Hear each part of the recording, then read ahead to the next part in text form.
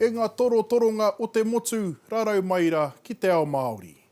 E whārau waru te kau ngā tāngata kāinga kore kua whai kāinga rua ki te puea marae i roto i ngā marama o te mate urutā.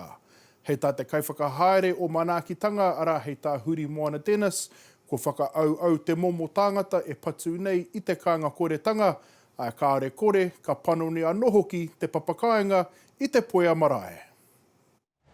Nā te whiu o te mate urutā ka huri te mata o te hunga kāinga kore. The issue of becoming homeless now has been overtaken by becoming unemployed. And now the two of them will start to look the same. So that is what we are getting coming through our doors. Mataku, whakamā, takahiana, tangi, roimata tonu ake, ko te tino mamai mo mātou ngā mātua. Whakamā ake. Ko Huri Moana Dennis te kaiārahi o te kaupapa manaakitanga ki te puea. He kaupapa e tiaki ana i te hunga kāinga kore mō ngā tau e whā. Aha koa ngā pō raruraru e uana rātau ki te kaupapa o te puea. Aha ko tēnā, mau tonu ake mātou, tā mātou nei mahi he tiaki mai ana ki a rātou te rawa kore, aha ko te aha. Pēnei ana te āhuatanga, te reo, te whakapapa ke o te kuia te puea herangi. Aha ko te aha ko nohea kaiwhe, e tiaki mai ana ki a rātou. Hei tā Dennis, mā te tikanga nei e tautoko i te pūmanawa o te tangata. Ki te whai kāinga hō, mahi anō hoki. The communal eating, the communal living, that's our counselling sessions. When they're cooking kai, when the kids say a lot when they're in the kitchen, telling on their parents. But, you know, it's when you put them to bed at night and wake them up in the morning, aroha, you end up knowing a lot about their whānau, and they let you in their backyard. Hei āwhina i te hunga kāinga kore he rautaki hei whakawhānui aki te papakainga o te puea marae. We hope to put some whare at the back where we can bring more whānau in, kāinga kore. So we'll take our numbers from 25 heads to 50 heads. Ko te manako ia kia tīmata te hanga whare a te rātau. Aroha mane, te ao Māori. A kua tanua te kuia morehu o Taranaki ara a mate ki tawhiti kā ki te rua kōiwi o rātau mā.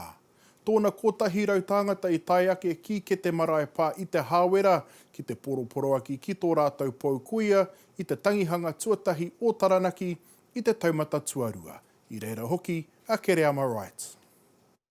Ko i harai ra hoki tō rangatira tanga i ki... Te ana te tangi a te poi atua, hei poroporo aki i te rūruhi mōrehu o ngā ruahine o Ngāti Ruanui o tira o Taranaki whānui. Kei te tangi te ngākau ki tēnei kuia na te mea kuia te mutunga. Engari, he ngākau nui ki a mātou e hoki mai a tātou nei pau.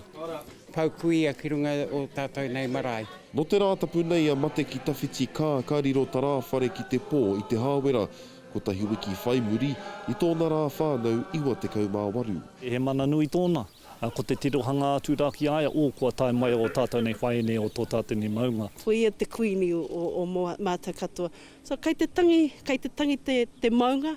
I whānau mai a kā i ki te marae pānei, i ngā rekereke o tōna tauheke maunga, ki konei whainu mia ai, ki ngā tikanga me ngā kawa o tira ki te reo taketake hoki o Taranaki. E māro ana ia ki te whai ngā tikanga i waihotia o tātou nei mātua, ko te pupuri tonu i te whenua tētihi mea matua nei. Mēnā kare tikanga, e ara tēnā noko nei, no he koe. Neke atu i te toru te kaumārima tau ia e hāpai ana i ngā kōhangareo o Taranaki, a kau atu i te ono te kaumārima tau anō hoki e tautoko ana i ngā wāhine Māori toko i te ora. I aere aia ki pōneke ki te toʻu ki ngā minita i pāna ki a tātou nei reo, me te tiaki a tātou iwi o Taranaki. I thank everybody. Hei tātana tama Spencer ko ngā kupua tōna whāia i tana hātua matangi, kia whakahokia mai ai ia ki tēnei marae ona tirahai.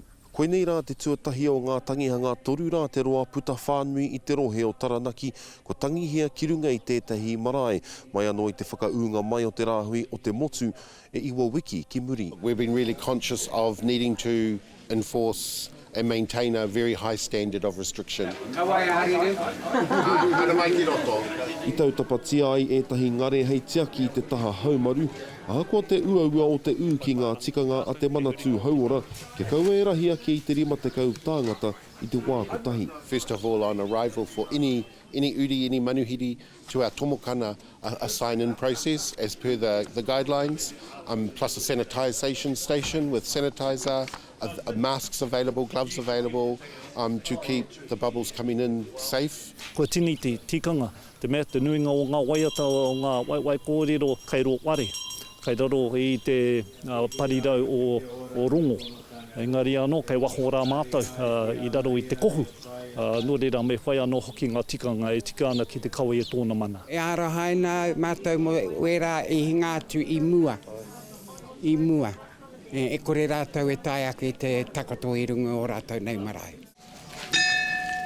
I te mutunga i hoi kawea te tūpāpaku o kui mate ki te hāwera urupā takoto ai, ki reira piri ai anō ki tana makau ki a Paul i ngā rekereke o tōna tauheke maunga. Kere ama right, te ao Māori. Hoki mai ana ki te ao o te naia nei, ki ngata tauranga o te wā mo te mate uru tā, a kare kaunga take hou ko whakaungia i ngā haurarua te kau mā whākua hori, ka mutu kare kau hoki he tāngata kei ro hohipera i tēnei wā, a ko whakamāui katoa ngā tūroro. Ko tahi mano whārau te kau mā rua, katoa ngā tangata ko whakamāui ake i te mate a rua te kau mā tahi no aiho ngā tangata e pā nei ki te mate i tēnei wā. A ko tahi rau rua te kau mā ono tonu ngā uri Māori kua pāngia, he waru te kau mā tahi, he uri Pasifika. Whā mano whitu rau rua te kau mā iwa ngā tangata i whakamātauhia i nā nahi. Ai te rangi nei i puta i te kōrero i te Premier Tuarua a Raia Winston Peters, ko tōna tikanga, ko heke kea Aotearoa ki te pai ohiti tuatahi, a ko whakatūhoki he mirumiru motuhake me ahi tareiria. He oi hei tātākuta Ashley Bloomfield o te manatū hauora, tai hoa kia whakatau rāno, aua āhuatanga.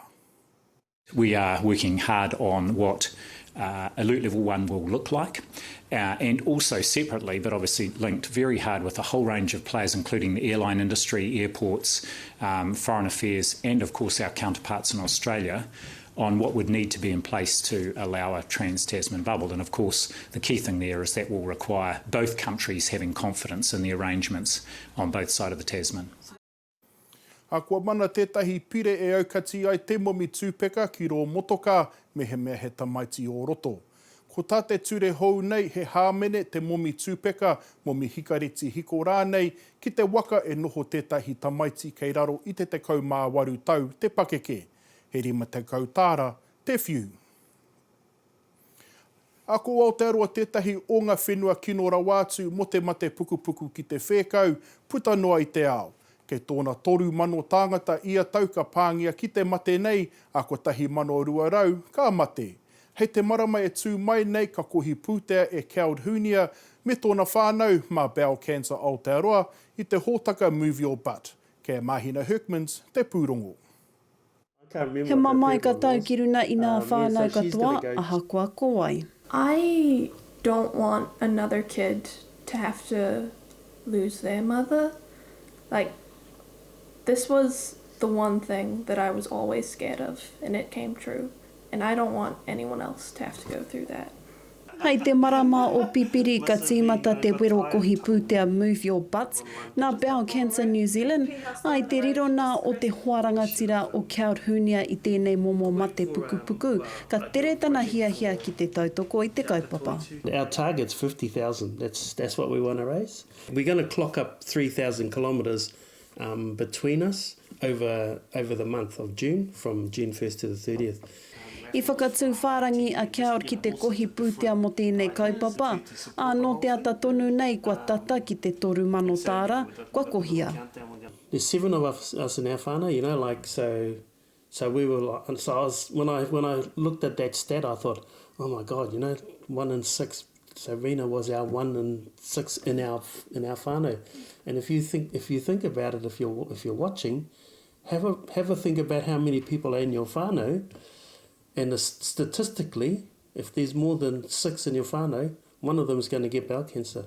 And because there's so many people affected in Aotearoa by this, by this disease, a lot of people can relate to that and go, oh yeah, I wanna support that kaupapa, but for my dad or for my mum or for my brother or for my sister.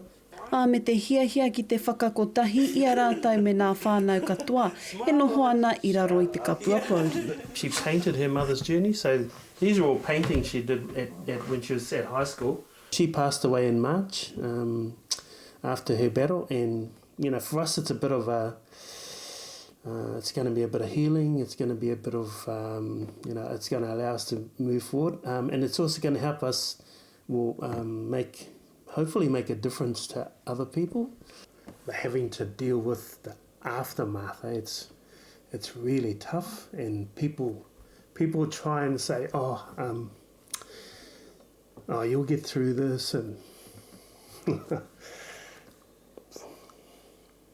it'll take time and all that sort of stuff, but really it won't, and it doesn't. So doing something like this, it's actually going to be helpful for us. Hei te ono karaka I te ata o te tuatahi o pipiri ka tīmata tō rātou takahi te whenua kia eke rāno ki te 3 kilomita. Mahina Herkmans, Te Ao Māori.